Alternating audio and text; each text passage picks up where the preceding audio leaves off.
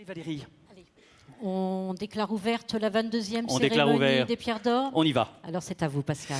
Et on va commencer assez logiquement par la pierre d'or innovation, parce que sans innovation, il n'y a pas de secteur économique, social, humain d'ailleurs, qui vaille. Et Dieu sait si en matière d'immobilier, eh bien, l'innovation en ce moment, ça y va. Et il est bien normal de récompenser celles et ceux qui y participent. Et ça tombe bien, pour remettre cette pierre d'or, j'appelle Joachim Hazan, président fondateur de Novaxia. Oui, applaudissez-le. La ville est vivante, ses codes changent, ses lignes bougent. Son énergie est immense. La ville est notre terrain, quartier, place, territoire. Périmètre de possibles illimité. Nous y avons grandi, elle nous a façonnés. Aujourd'hui, c'est à nous de lui rendre cette impulsion créative. De faire preuve d'ingéniosité pour la transformer. À nous d'identifier de nouveaux foyers de croissance et de progrès. De révéler ses potentiels et ses lieux inexplorés. Nous partageons une même ambition, valoriser des écosystèmes urbains qui créent de la valeur pour tous. Qu'on soit citoyen, bailleur, élu, investisseur, la ville mérite toute la passion et l'audace que nous pouvons lui insuffler pour l'aider à s'épanouir, porter nos rêves et soutenir nos projets. Oui, alors l'avenir ne se prédit pas, il se crée, Joachim. Alors l'avenir, on est en plein boom là, actuellement chez Novaxia. On fait un tout petit bilan 2019 qui a été assez chargé déjà. Oui.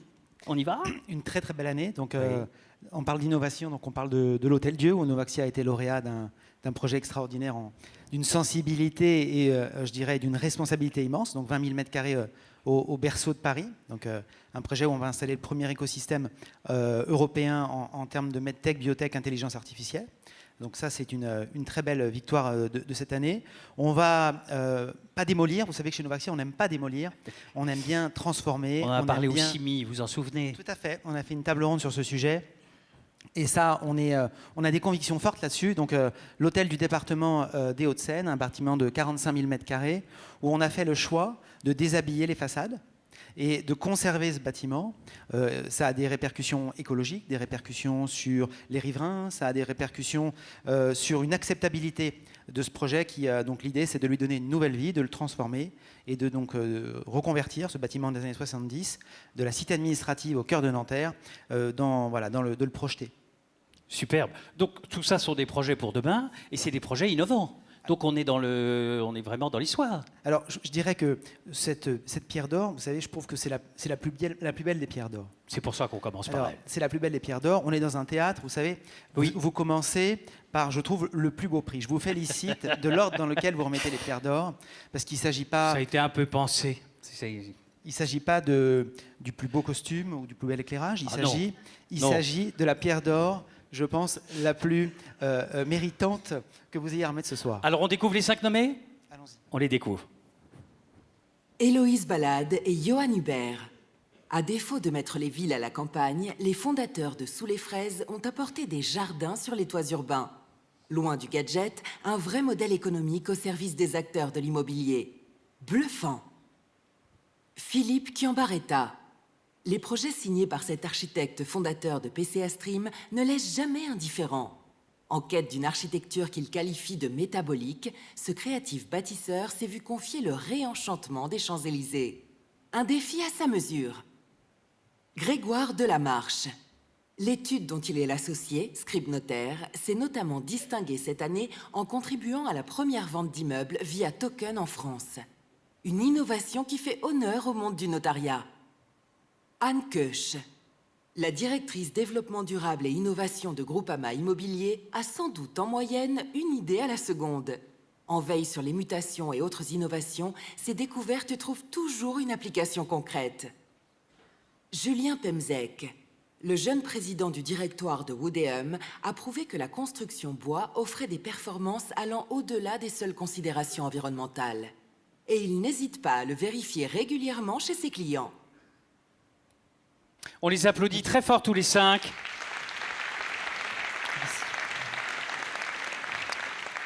Alors, Il représente la diversité formidable de l'innovation dans notre secteur. Hein. Vous avez vu, d'abord, il n'y a pas que des hommes, ce qui est bien aussi. On parlait de parité tout à l'heure. Et puis, ils sont dans des structures extrêmement différentes. Un architecte chez des grands institutionnels. Et c'est ça qui est intéressant. C'est qu'on sent bien que cette innovation, ben, c'est pas réservé à un tout petit... Alors, je trouve que c'est effectivement un exemple très concret. On a un architecte, un notaire, une start-up, un investisseur. Ils ont bien travaillé au jury. Hein. Et ils ont fait du très bon travail. Ouais. Et c'est vrai que j'ai regardé le palmarès des années précédentes. Oui. Et C'était bien aussi. C'était très bien. Bon. Cette année, là où on a très bien travaillé, si j'ose dire, c'est que ça reflète la diversité de la fabrication de la ville. Eh bien maintenant, il y en a un ou une qui va gagner. Ça, c'est l'éternel sujet. Ils méritent tous les 5 de gagner, bien sûr, mais il y en a un ou une qui va gagner. On est d'accord. Alors, Allez. le prix de l'innovation, La pierre d'or. La pierre d'or de l'innovation, pour moi, c'est la pierre d'or du sens. Et le sens du gagnant, c'est d'engager la planète. Alors, j'aurais dû dire les gagnants, parce qu'il s'agit de Sous les fraises. Alors, Sous les fraises, Oui. qui sont Héloïse Balade et Héloïse Johan Balade et Hubert. Johan Hubert.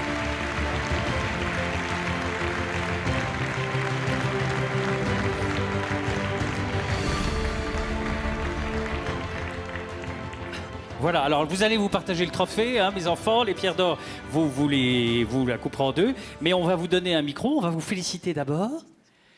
On va laisser parler Héloïse d'abord. Bonsoir à tous. Écoutez, déjà, c'est très impressionnant de se retrouver devant vous et un grand honneur.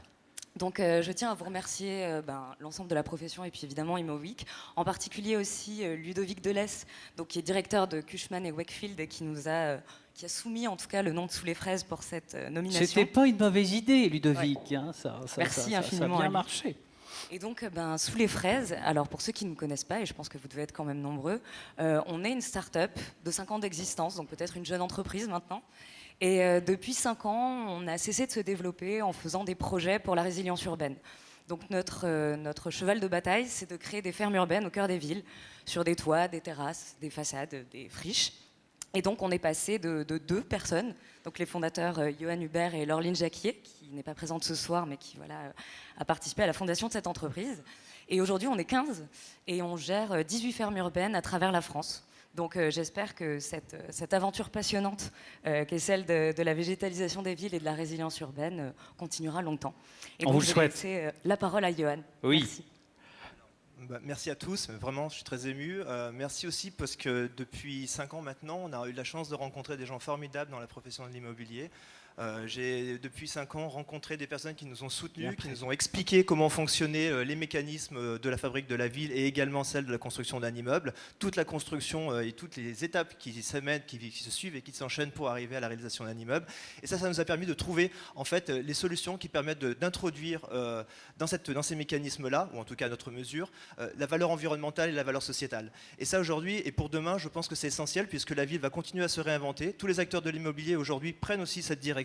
C'est, je pense, un des facteurs les plus présents et les plus visibles de la transformation de la ville. Et c'est aujourd'hui, en fait, c'est toute une profession qui est mise à l'honneur. Et merci beaucoup de nous avoir récompensés pour ça. Bravo à vous deux. Allez, vous restez avec nous. Asseyez-vous. Joachim, merci beaucoup.